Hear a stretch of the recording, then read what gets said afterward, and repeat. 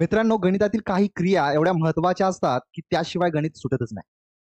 तर मित्रांनो बघा, अशा पद्धतीची जर क्रिया आली पेपरमध्ये, तर बऱ्याच विद्यार्थी गोंधळून जातात. तर काय करायचं दिलंय काय तुम्हाला x/13 बरोबर 13 तर एक्सची व्हॅल्यू म्हणजे इथे एक्स जे आहे त्या ठिकाणी काय येणार आहे?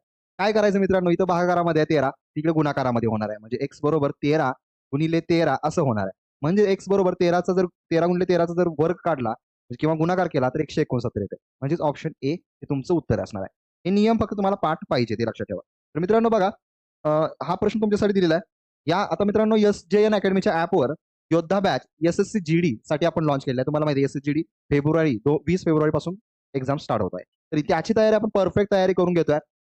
रिझल्टची पण गॅरंटी देतोय.